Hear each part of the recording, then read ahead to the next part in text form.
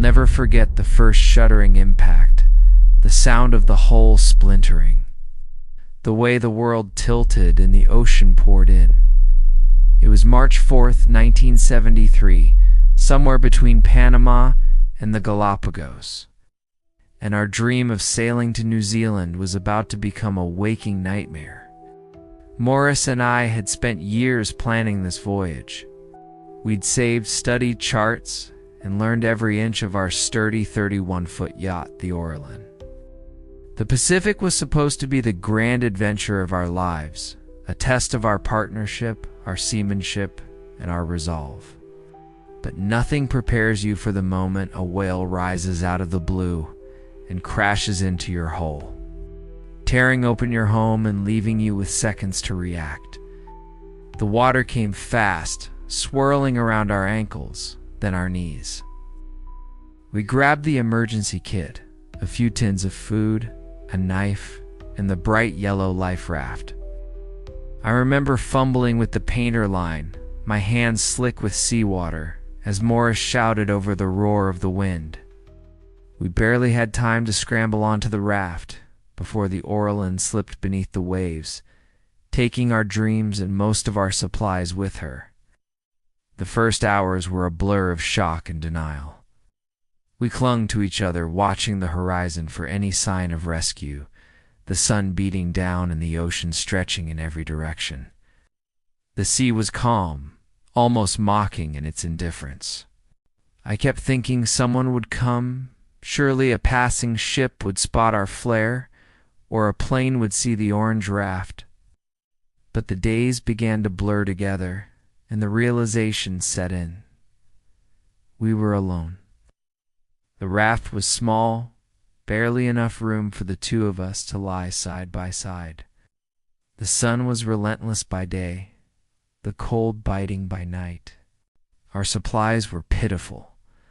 A handful of biscuits, a few tins of condensed milk, a little water, and a fishing kit. We rationed everything with military precision, counting out crumbs and sips, always aware that the ocean was vast and our chances were slim. The first week was the hardest. Hunger gnawed at us, but thirst was worse. We rigged a makeshift rain catcher from the raft's canopy, desperate for every drop.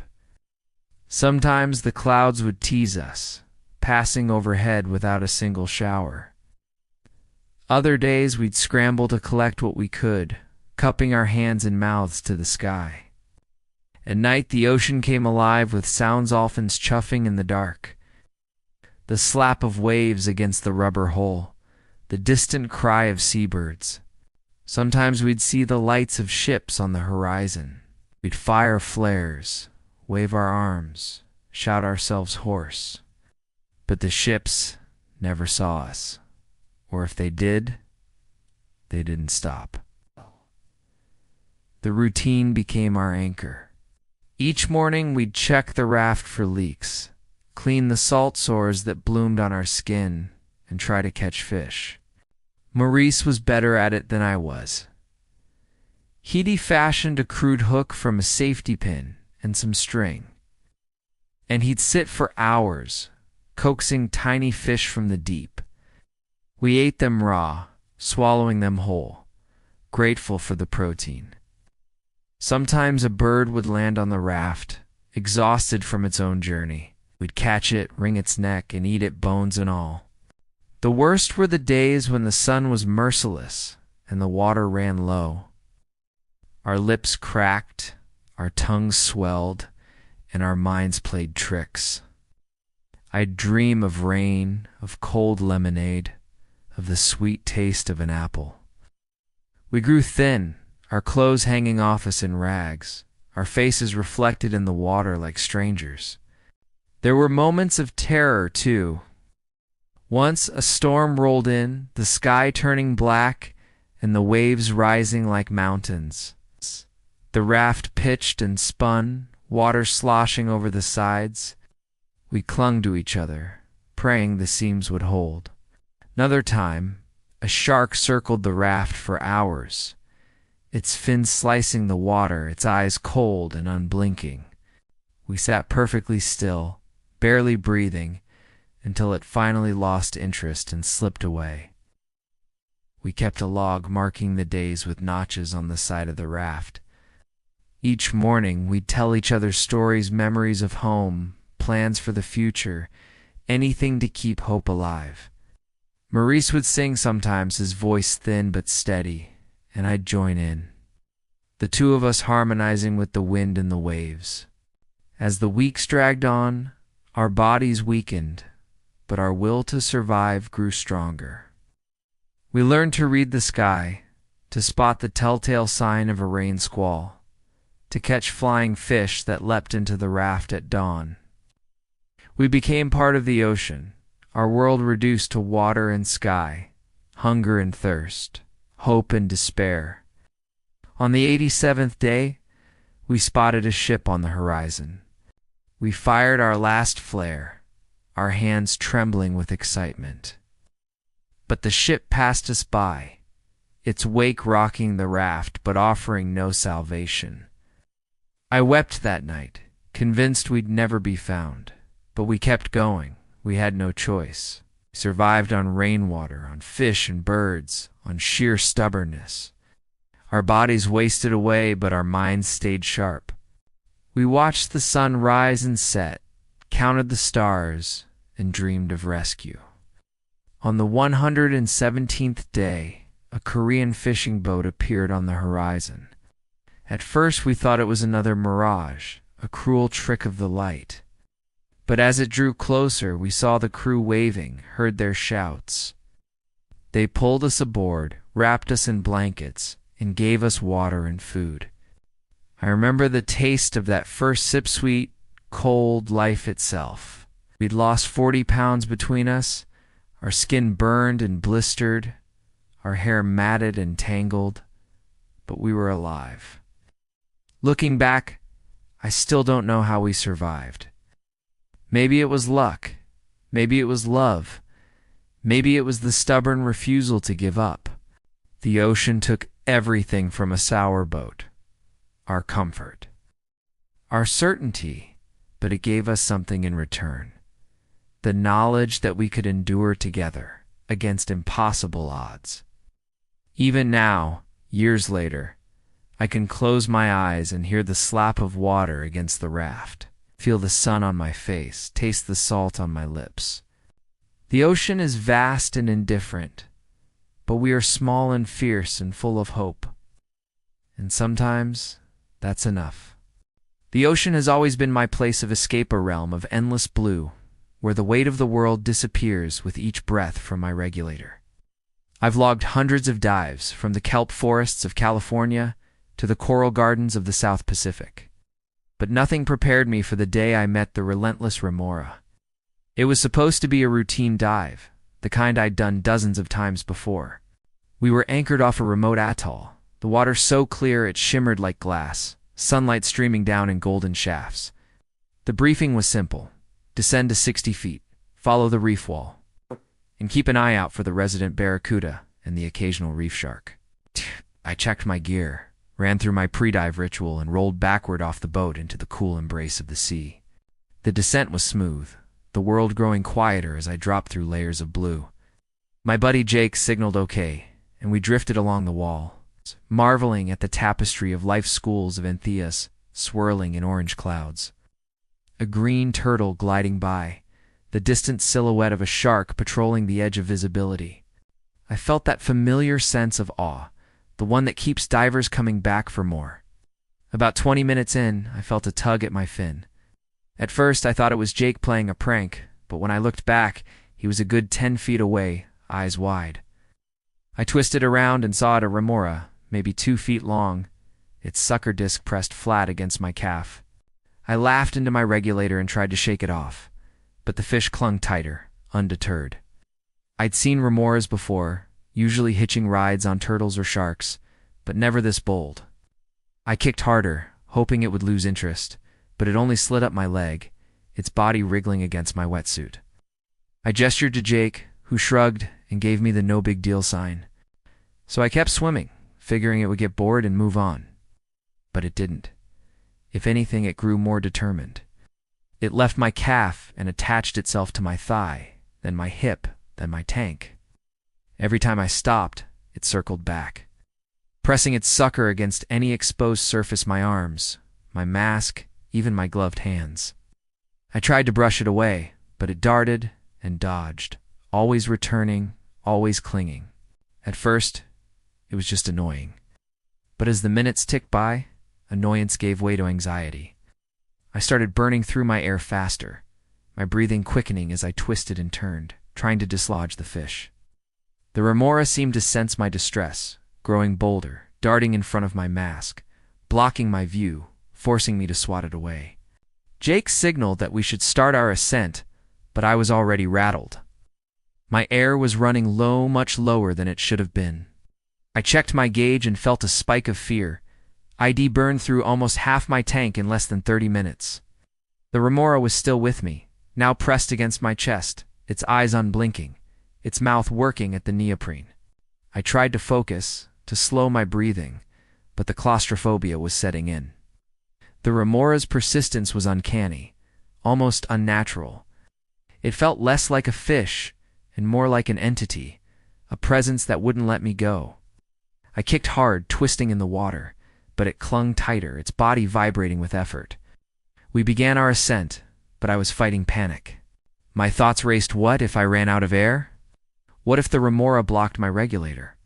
What if it followed me to the surface? I could feel my heartbeat in my throat, my vision narrowing as the edges of the world blurred. At 15 feet, we paused for our safety stop. The remora was still there, now attached to my mask strap, its body draped across my face. I clawed at it, desperate to get it off, but it held fast. Jake tried to help, but the fish slipped away, only to return a second later, attaching itself to my chest again. My air was almost gone. I could see the needle dipping into the red, feel the resistance in my regulator as the pressure dropped. I signaled to Jake that I was out, and he handed me his alternate air source. I clung to it, sucking in precious breaths, the remora still writhing against me. We surfaced together, breaking through the skin of the ocean into blinding sunlight. By rats. I ripped off my mask, gasping, and the remora finally let go, disappearing into the blue. I hauled myself onto the boat, shaking, my hands trembling as I stripped off my gear. For a long time I just sat there, staring at the horizon, the taste of salt and adrenaline thick in my mouth. Jake tried to joke about it. "You made a new friend," but I couldn't laugh. The remora had been just a fish, but in those last minutes, it felt like something more, a reminder of how quickly the ocean can turn on you, how thin the line is between wonder and terror. I've dived since then, but I'm different now. I watch the shadows more closely, check my air more often, and never underestimate the persistence of the creatures that call the deep home. Sometimes when I close my eyes, I can still feel the remora's sucker, the relentless pressure, the sense that I was being claimed by something I couldn't understand. The ocean is beautiful, yes, but it's also vast and different, and full of things that don't care whether you make it back to the surface. And sometimes it's not the sharks or the storms that get you. Sometimes it's the relentless remora, and the fear that you'll never shake it loose. There's a peculiar hush that settles over a wreck diva, kind of reverence, as if the ocean itself is holding its breath. I felt it the moment I rolled off the boat and plunged into the green-blue gloom, the sun above dissolving into shimmering ribbons. The wreck loomed below, a shadowed skeleton on the sand, its broken spine jutting up like the ribs of some ancient beast. Jake and I had talked about this dive for months. The SS Maribel had gone down in the 1970s, a freighter claimed by a sudden squall. Now it rested in 90 feet of water, shrouded in legend. Some said it was haunted, others whispered about the bull sharks that prowled its holds. I'd brushed off the stories until now as I hovered above the deck, every sense on edge. We descended slowly, our bubbles rising in silver streams. The water was colder than I expected, the light fading fast. I could see the outline of the wheelhouse, the gaping maw of the cargo bay. Jake flashed the OK sign, his eyes wide with excitement. I nodded, but my heart was thumping. We moved along the deck, our torches slicing through the murk. Fish scattered at our approach, snappers, grunts, a solitary grouper lurking in a doorway. The wreck was a maze of twisted metal and shadowed corners. Every creak and groan of the hull set my nerves jangling. Jake signaled toward an open hatch. I hesitated, then followed him down, the beam of my light trembling. The corridor was narrow, walls slick with algae. Something brushed my leg, a tangle of rope, or maybe just my imagination. I tried to steady my breathing, to focus on the task. We reached a compartment near the stern. Jake shone his light inside, illuminating a cloud of silt and the pale bones of a long-dead turtle. I felt a chill, but curiosity pulled me forward. I squeezed past him, my torch playing over the walls. That's when I saw it, a flash of white, a shape too large to be a fish. My mind struggled to process what I was seeing. Then it moved, slow and deliberate, gliding out of the darkness. A shark, pixely, 3 meters long, its body ghost-paled in the gloom. I froze. The shark hovered in the compartment, its eyes black and unreadable. It didn't lunge, didn't flee. It just watched, as if weighing its options. Jake's light flickered over its flank, revealing scars and the ragged edge of a torn fin. My breath thundered in my ears. I tried to signal Jake, but my hands shook. The shark drifted closer, its mouth slightly open, rows of teeth catching the light. I backed up, bumping into the bulkhead. The narrow space felt suddenly suffocating. Jake tugged my arm, and together we edged out of the compartment, never taking our eyes off the shark. It followed, slow and relentless, until we cleared the hatch and kicked hard for the deck. Only then did it turn away, vanishing into the shadows. We surfaced in silence, hearts pounding. The image of that pale shape burned into our minds. I'd always thought I understood fear, but the wreck had shown me something deeper, a cold, creeping dread that lingered long after we left the water. I didn't sleep that night. Every time I closed my eyes, I saw the shark's eyes, black, bottomless, reflecting my torchlight in the dark. I replayed the dive over and over, wondering what would have happened if we'd lingered a moment longer, if the shark had decided to attack. Jake tried to laugh it off. Just a nurse shark, he said over breakfast. But I saw the way his hands trembled, the way he avoided my gaze. We both knew it wasn't a nurse shark. It was something older, Mina, survivor, like the wreck itself. Still, we couldn't resist the pull of the marable. The next afternoon we geared up again, drawn back by a mix of fear and fascination. The sea was rougher this time, the sky bruised with clouds. As we descended, the wreck seemed even darker, its shadows deeper. We avoided the stern, sticking to the open deck. But curiosity gnawed at me. I found myself glancing toward that hatch, half expecting to see the shark waiting. The water felt colder, the silence heavier. We explored the bow, peering into rusted cabins and tangled nets. Every shadow seemed to move, every creak a warning. I felt the weight of the wreck pressing in, the sense that we were trespassers in a place claimed by the sea. Jake signaled to head back, but I lingered, drawn to the mystery. I drifted toward the stern, my torch cutting through the gloom. The hatch yawned open, black as midnight. I hesitated, then shone my light inside. Nothing. Just swirling silt and the bones of the turtle. I let out a shaky breath, relief and disappointment mingling. Maybe the shark had moved on. Maybe it had never been as close as I'd feared. Then I heard it, a low, guttural sound like the groan of the hull, but deeper, alive. The water shifted, and I caught a glimpse of movement, pale shapes sliding through the corridor. Too fast to be a trick of the light, I backed away, heart racing. I knew then that the wreck belonged to the shark, that we were only visitors. I signaled Jake, and we ascended, leaving the Maribel and its ghostly guardian behind. Back on the boat, I sat in silence, watching the waves. The fear lingered, but so did something else, a strange respect. A sense of awe for the wildness that still lurks in the deep. There is a kind of anticipation that builds before a wreck dive, a mix of excitement and dread that sits heavy in your chest. I felt it as I sat on the edge of the boat, the sun just a pale smear behind a veil of clouds. The sea was restless, churning in a way that made me question my decision, but curiosity always won out. I'd heard stories about this wreck, a coastal trawler that went down in a storm, tangled in its own nets and ropes. The locals called it the Spider's Den. Jake, my dive buddy, gave me a thumbs up. I checked my gear, took a steadying breath, and rolled backward into the cold embrace of the ocean. The world above vanished in a froth of bubbles, replaced by the hush of the deep. We descended slowly, following the anchor line, the wreck materializing below us like a ghostly skeleton. The trawler lay on its side, half buried in sand, its hull split and decks draped in a tangle of ropes and nets. It looked more like a trap than a tomb, and I shivered despite my wetsuit. We moved cautiously, our torches slicing through the gloom. Fish darted among the wreckage, and a curious eel watched from a porthole. I kept close to Jake as we explored the deck, careful to avoid the snags. But the deeper we went, the more the rope seemed to multiply, twisting through every corridor and hatch. I felt the first flicker of uneasy instinct that something wasn't right, but I pushed it aside, drawn on by the promise of discovery. We reached the stern, where the nets were thickest, a curtain of nylon and hemp swaying in the current. Jake signaled to stay close, but I was already drifting ahead, my torch catching on something glinting in the sand-rusted compass, half buried and crusted with barnacles. I reached for it, my fingers brushing the cold metal. That's when it happened. My fin snagged on a rope, just a gentle tug at first. I twisted to free myself, but the movement only tightened the snare. Another rope looped around my calf, then my waist. Panic flared as I realized how quickly I'd become entangled. I tried to signal Jake, but he was out of sight, lost behind a curtain of nets.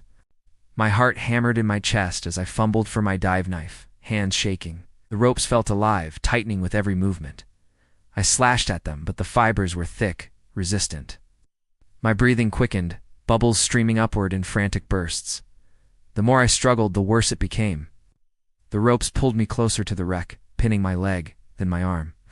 I was trapped, the cold pressing in, the silence broken only by the rasp of my breath and the pounding of my heart. I forced myself to stop, to think. Panic was my enemy now. Time lost all meaning. I focused on my breathing, trying to slow the rising tide of fear. My air gauge was dropping, and I knew I had to act fast. I worked the knife into the ropes, sawing at the thickest strands. Each cut sent a shudder through the wreck, silt blooming around me, turning the water to soup. I thought of the stories I'd heard divers lost in wrecks. Their bodies found days or weeks later, still tangled in the ropes that had claimed them. I refused to be one of them.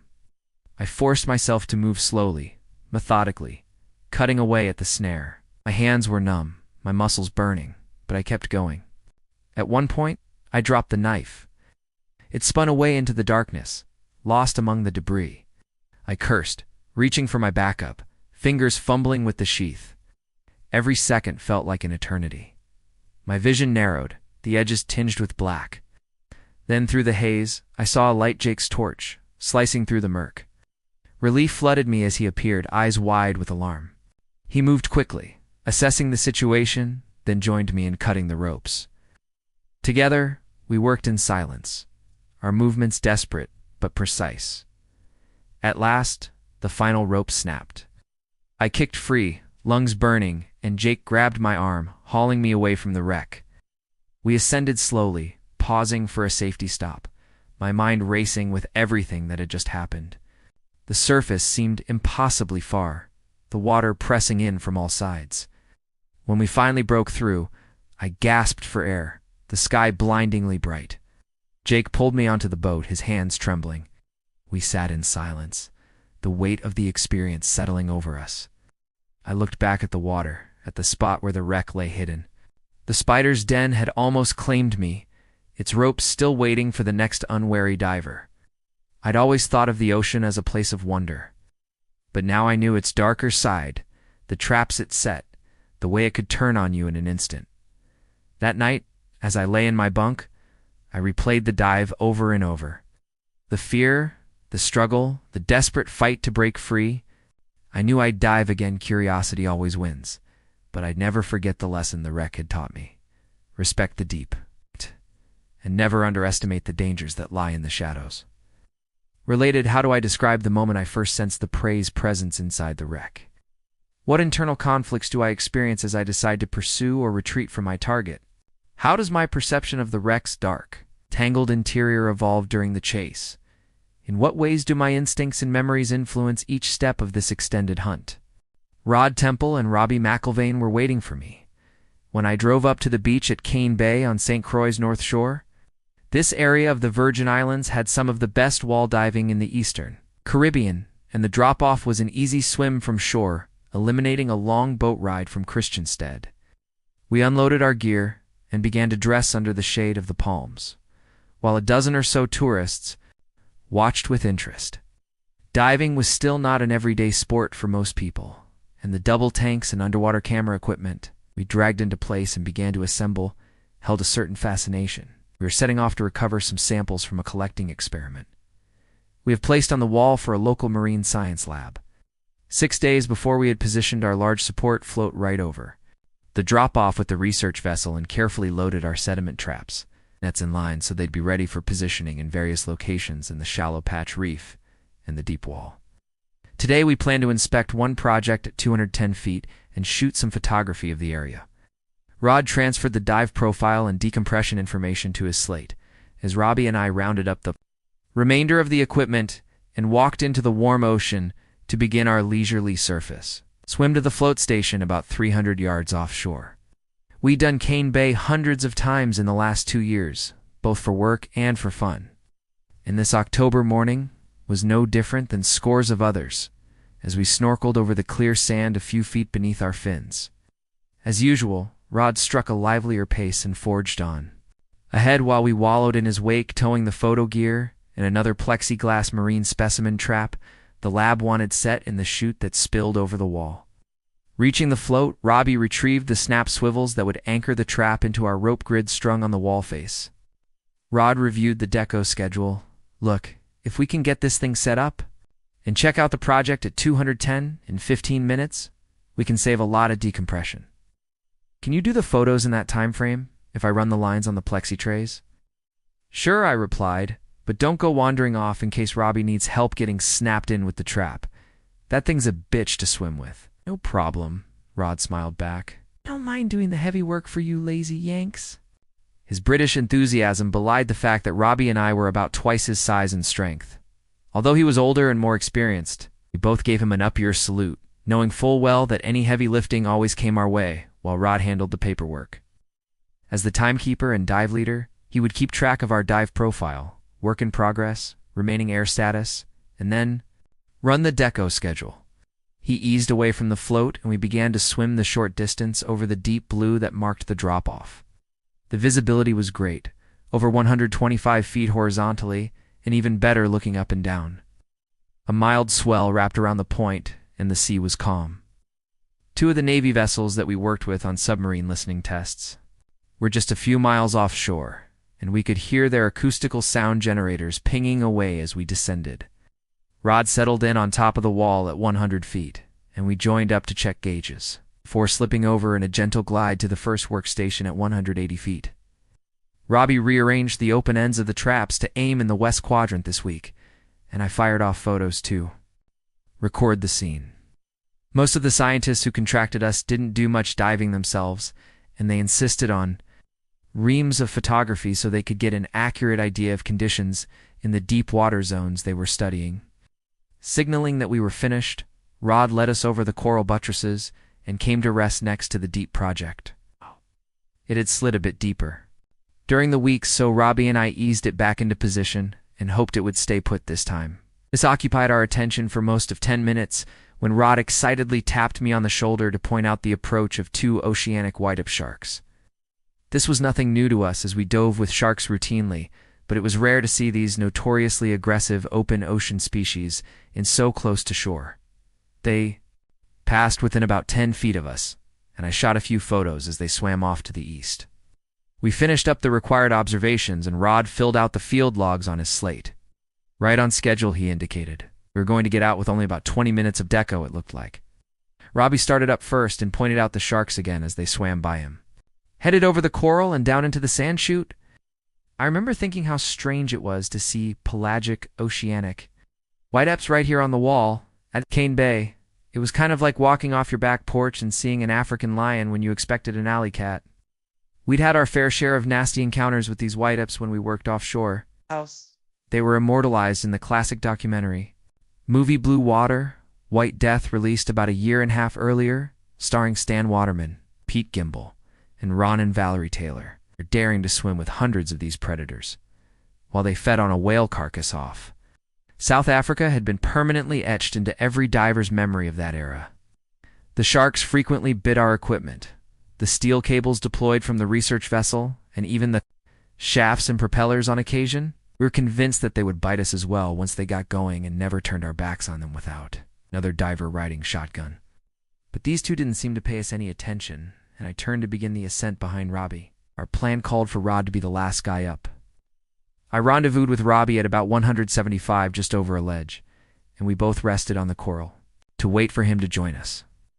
He was late, and Robbie fidgeted, pointing to his pressure gauge, not wanting to run low on air. I shrugged and gave him a "what am I supposed to do?" look, and we continued to wait.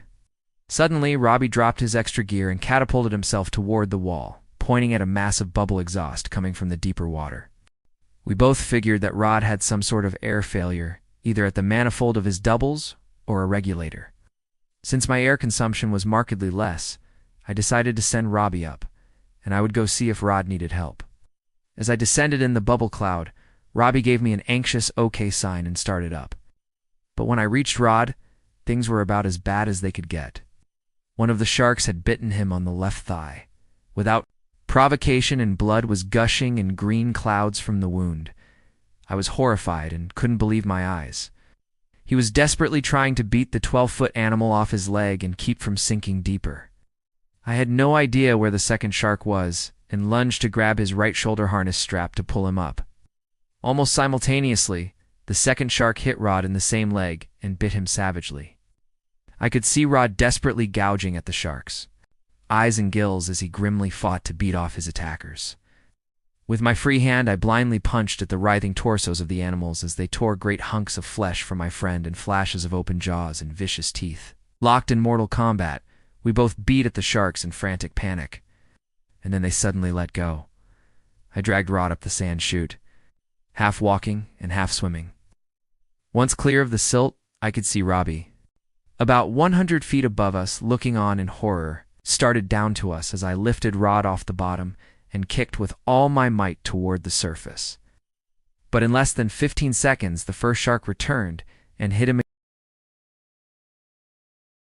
Probably only lasted a minute at this point, but Rod had lost a huge amount of blood and tissue and had gone limp in my grasp. I was still behind him, clutching his right harness strap, as the second larger shark hit him again on the opposite side, down around the left calf. Like the other, this shark bit and hung on as we tumbled down the wall face. We were dropping rapidly now, completely out of control. My efforts to kick up were fruitless as the sharks continued to bite and tear at their victim, all the while dragging us deeper. I felt Rod move again, to fend off another attack, and my hopes soared upon realizing that he was still alive. I clung briefly to the edge of the drop-off wall to arrest our rapid descent. Oh, God. The coral outcropping gave us some slight protection, and for a moment the attack stopped. Both sharks retreated into the blue, and I watched them circle our position from about 10 feet away. To my horror, I saw one shark swallow the remains of Rod's lower left leg right before my eyes. Other gulped a mouthful of flesh it had torn off. I tried to push Rod into the coral in an effort to shield him from another attack, but there was nothing to afford any real shelter. As I turned away from the waiting predators, Rod and I came face to face for the first time during the attack. He shook his head weakly and tried to push me away. I grabbed for his waist harness for a new grip and felt my hands sink into his mutilated torso. There was no harness left to reach. He had been partially disemboweled, streaking into my mouthpiece in fury. I pulled him from the coral and took off, pumping for the surface with him clutched to my chest. Immediately, the sharks were on us again. I felt the larger one actually force me to one side, as it savagely sought to return to the wounds that gushed billows of dark blood into the ocean around us.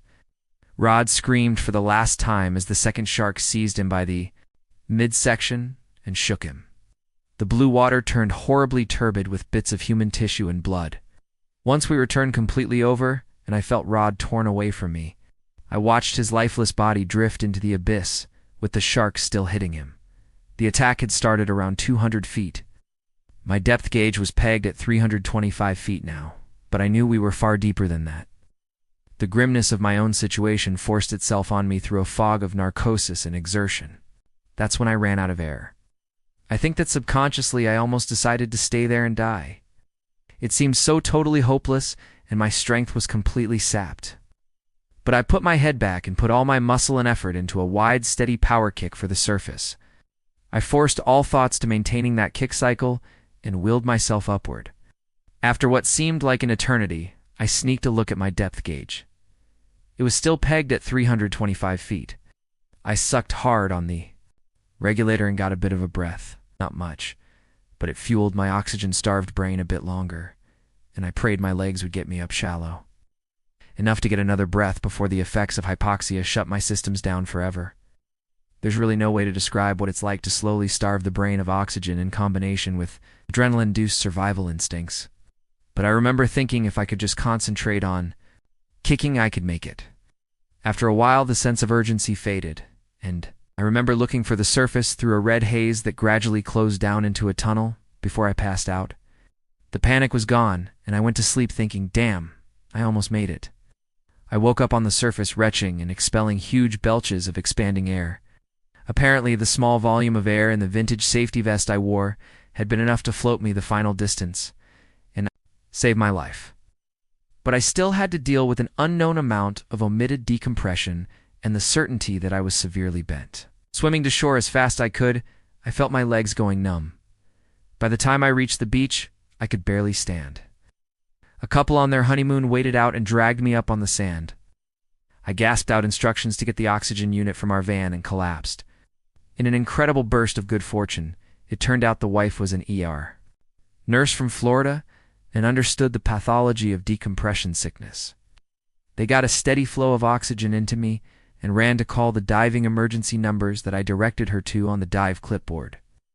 I drifted away again into unconsciousness and was revived at the airport where a medevac flight was waiting to fly me to Puerto Rico. But the Navy chamber at the base on the island's west end was down, and it was decided to take me to the only other functional facility. Up on the island's northwest corner, nearly 200 miles farther away. But the flight crew was afraid I wouldn't make it when we ran low on oxygen shortly after passing San Juan.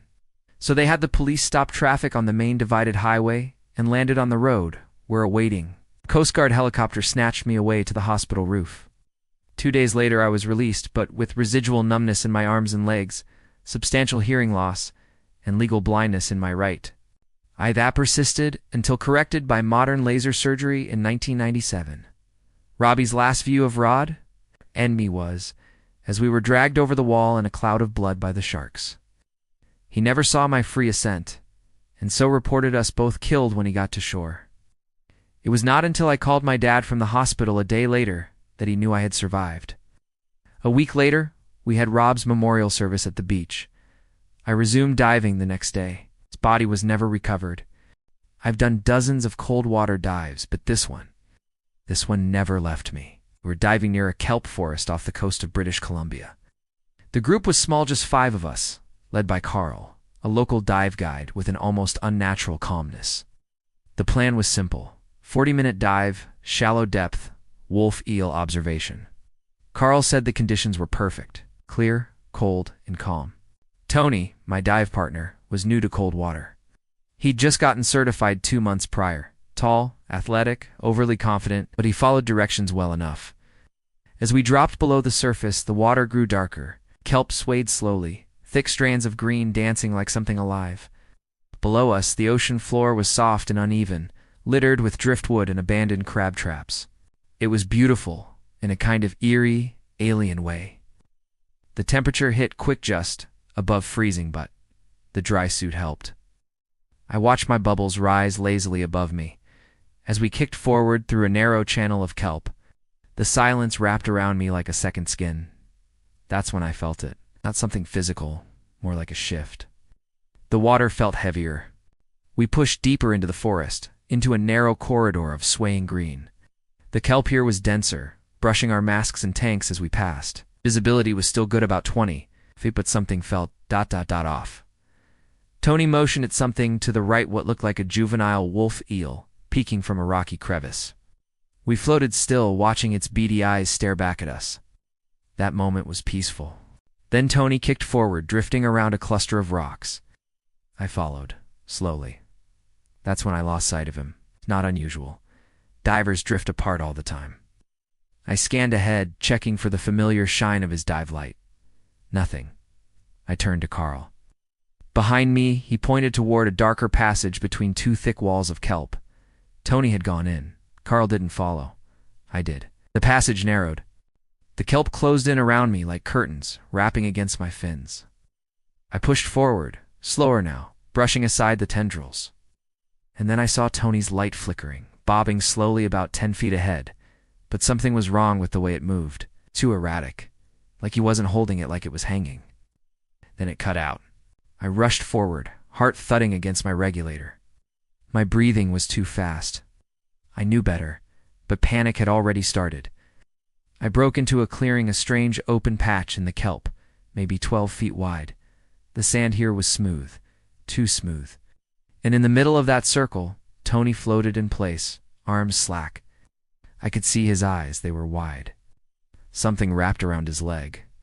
I thought it was kelpin, till it pulsed. Thick, deep red.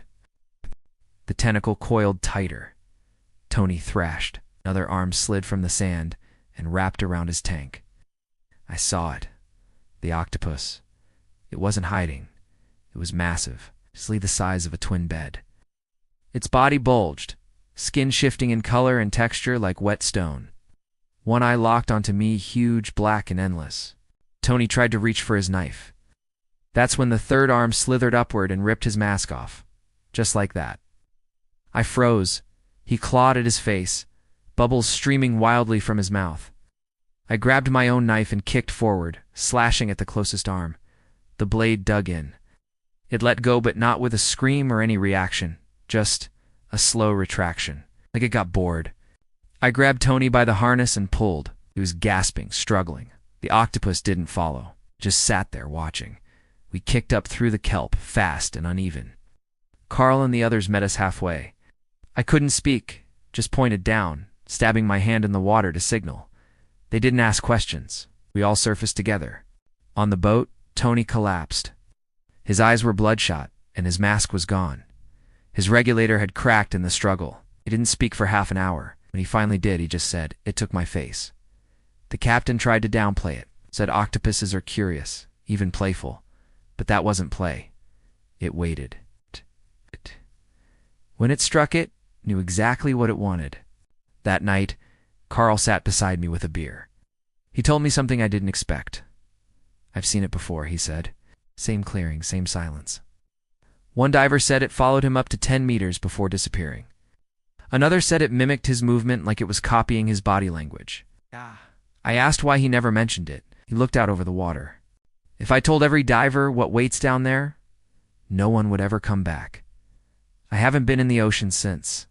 But sometimes in dreams, I'm drifting again through that narrow kelp corridor, and I see the circle, the clearing, and something waiting in the middle.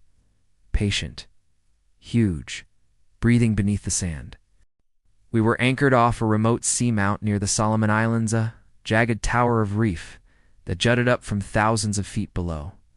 No land in sight, just us, the dive boat, and the shimmer of light on endless water. The project was simple. Sample coral and monitor temperature changes. We were a 2-person dive team, me and Jessa, a marine technician from Queensland who knew the reef better than anyone I'd met. It was early morning when we dropped in, sun barely up. The sea surface calm as glass. Descending that wall was like drifting past a cathedral. Thick growths of coral clung to every ledge, sponges big as dinner plates, fans swaying in slow motion. Schools of reef fish shimmered like tiny galaxies, vanishing into crevices before we even noticed them. At about 35 meters, I found the ledge. A low overhang with a crack, just deep enough to slide an arm into. A perfect sample site. I looked over at Jessa. She gave me the okay sign, hovered a few feet back. I turned back to the crevice and reached in. The crevice looked shallow, just a slit beneath the coral wall, shadowed by feather stars and sponge. I reached in with my gloved hand, careful, methodical, feeling for a patch of acropora we could harvest for thermal readings. At first it was just rock, cool, wet, a brittle texture against the suit's fabric. Then, something gave a small bit of coral snapped off in my fingers. And that's when it shifted. It was subtle, just a slight pressure against my knuckles. Like the space inside was breathing. Then something moved. Soft at first, then solid. Fast. The world went white with pain. Something latched on, and I felt it through the suit jagged pressure, puncturing grip. The glove held for a second, then tore. My entire forearm was inside the reef now, locked in place. I tried to pull. Nothing. Whatever had me, it didn't let go. Jessa saw it happen. I don't know what she thought at first. Maybe I'd snagged on debris. But then I twisted, trying to break free, and she swam in fast. I couldn't yell underwater, couldn't scream. All I had was the sound of my regulator and the dull thump of adrenaline in my ears. Then I saw it. From beneath the reef's edge, a long, scaled head slithered forward, gray-green, slick, and ancient-looking. Eyes like polished onyx, the giant moray eel. It wasn't just biting, onto biting, and the eel pulled me into the rock inch by inch, forcing my shoulder toward the crevice. It twisted, anchoring its coils somewhere deeper than I could see. I remember how calm its eyes were, like it had done this before. Jessa reached me, tried to grab my harness, and pull back. I felt the weight shift. Something tugged harder from inside the reef, jerking me forward again. The regulator jerked in my mouth. My mask fogged up. I knew if I panicked, I'd black out. So I did what they teach you not to do. I took out my dive knife. It wasn't a clean cut. The suit was already torn. Arm was slick, and the water clouded with silt and something darker. The eel shifted, sensing resistance, then coiled tighter, crushing my wrist. I jabbed the knife toward where its head had been, feeling the blade scrape against rough, rubbery hide. No reaction. Stabbed again, and again, until finally I felt it pull away, but not fast. Like it was letting go on its own terms. My arm came free suddenly. Stumbled backward through the water, Jessa catching me just before I hit the slope of the reef. The pain didn't hit right away. My fingers were numb. The glove was shredded, and blood bloomed in clouds, curling around us like smoke. The eel didn't follow. It just watched from inside the crevice. That blank, black stare. We didn't wait. Jessa signaled the ascent, and we began the long rise upwards, lower than I wanted. My arm throbbed, useless. And in that strange silence I realized we'd gone too deep into its home. It hadn't attacked in panic. It had waited. Back on the boat, I barely made it through the decontamination rinse. The medkit didn't do much, but the adrenaline kept the worst of the pain at bay. I remember the smell salt and something metallic. The suit had to be cut off. Jessa didn't speak much. Just shook her head while she patched my forearm. Punctures, lacerations, no broken bones somehow, but nerves were damaged. I couldn't feel my thumb. I've seen them before, she finally said, but not that big, yet that bold. I asked if it was normal behavior. She didn't answer. Just stared at the horizon where the water met sky. That night I couldn't sleep. I kept feeling pressure on my arm. Kept remembering the way it pulled, not just with strength, but with intention. It didn't just bite. It tried to keep me. We didn't go back. Not to that reef. Not even to that region. Jessa filed the report clean and vague. Unexpected eel contact. Moderate injury. No structural damage. She knew better than to put what actually happened in writing. I kept diving eventually, but never near crevices. Never close to overhangs. And sometimes, when I'm beneath the water 30, 40 feet down, I still feel it. That slow shift in the current. The cold drag against my skin. And I think about that black eye staring from the crack in the reef, waiting for something to come close enough. You hear stories about shipwrecks, sharks, pressure injuries. But no one talks about the things that don't need to chase you. It's the ones that just wait. It started as a gift. My sister paid for the experience, said I needed to get out of my own head. I'd been stuck in a routine. Work, sleep, repeat. She thought being face to face with a great white would shake me loose. She was right, just not the way she expected. The Neptune Islands are beautiful in that cold, empty kind of way. Pale blue water, jagged rocks, Not a trace of humanity for miles. The boat was full of tourists, 2 guides, and a steel cage bolted to the deck like a coffin waiting to be lowered. Our dive master Kellen was a sunburned man with a voice like sandpaper. Said he'd done over 400 cage dives. "These sharks," he said, "they're not out to get you. They're curious. The big cats with fins." Wanted to believe him. We suited up early thick wetsuits, oxygen rigs, masks. I was the third one in. The cage held 4. It lowered slowly, chains creaking, until we were submerged chest deep in the stillness. The visibility was perfect. You could see 30 feet in every direction. But that also meant, if anything approached from beyond that, you'd never see it coming. There's a strange kind of silence underwater. You can hear your own breathing slow, filtered through the regulator, and the sound of bubbles rising past your ears. But otherwise, nothing. The first 30 minutes were uneventful. Fish passed the bars occasionally, some curious, some indifferent. Kellen tossed bait from the surface, small bits of tuna mostly. He called it chumming, but said they kept it regulated. Not too close to the cage, he promised. The other divers pointed at shadows drifting just beyond the blue curtain. I saw it too, a flicker. Something big, keeping its distance, not swimming in circles, not pacing. Waiting.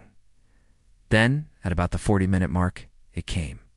A white shape moved in from the right, no fin, slicing the water. No dorsal shadow, just a blunt nose and dark coal-colored eyes, materializing through the murk. It was enormous. 12 feet, maybe more.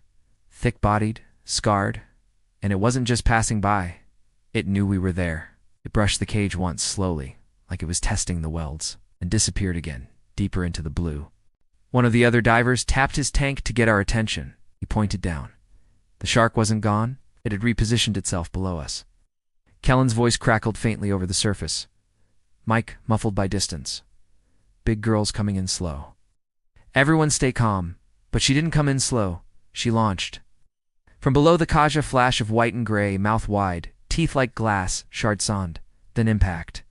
The entire cage rattled, metal shrieked, and the diver to my left was thrown against the bars. I barely had time to register what happened. The shark had slammed headfirst into the side of the cage, knocking one of the bars loose. The lower right corner bent inward, jagged steel sticking like a broken rib.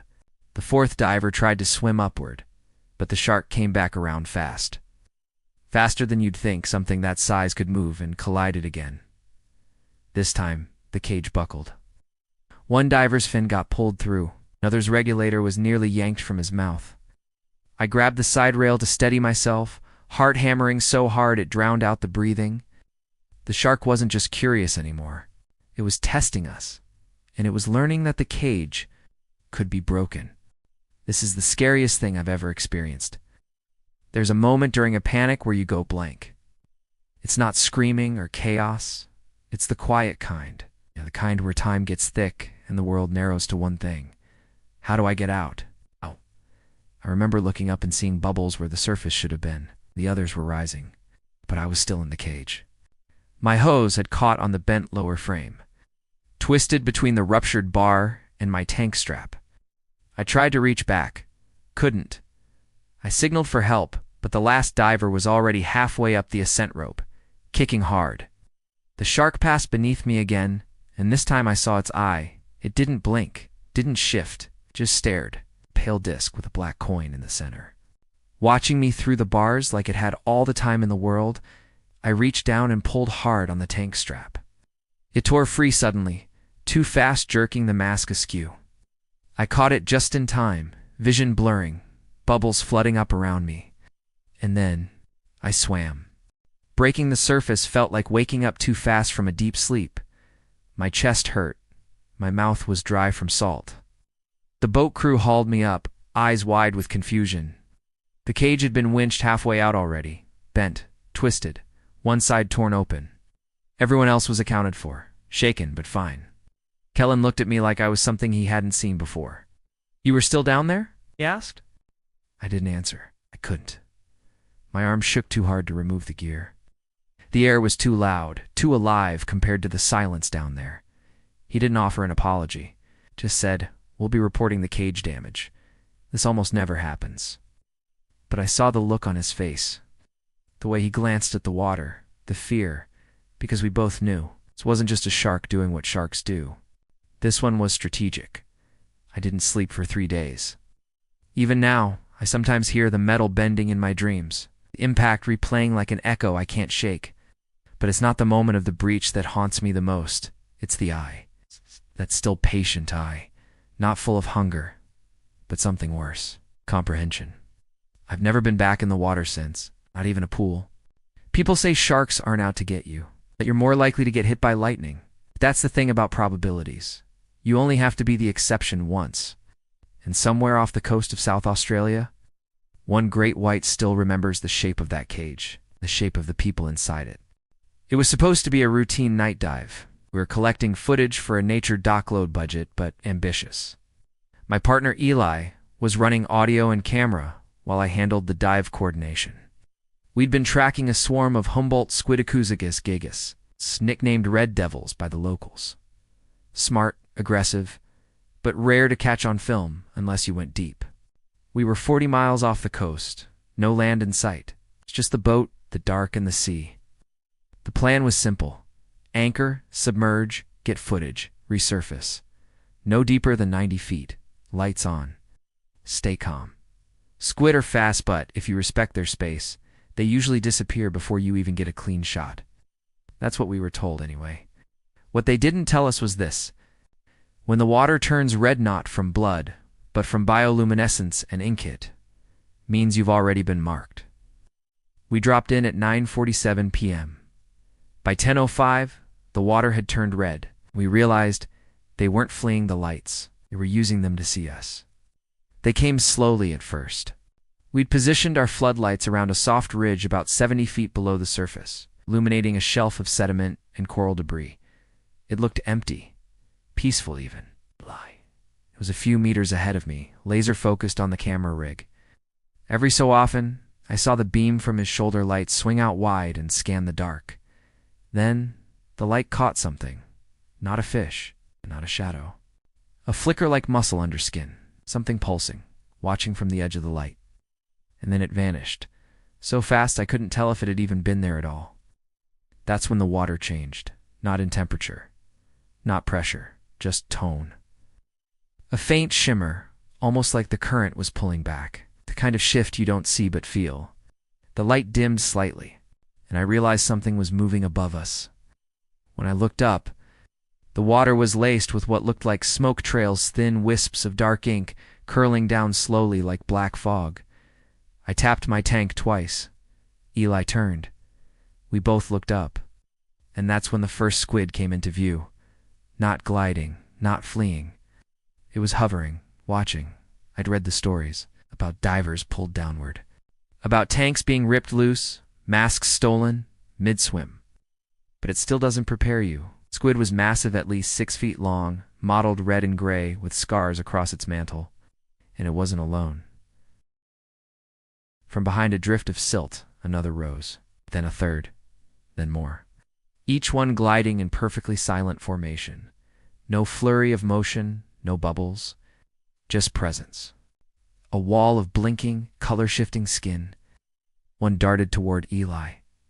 Fast. A blur. I saw a burst of bubbles from his mask as it struck him mid-chest.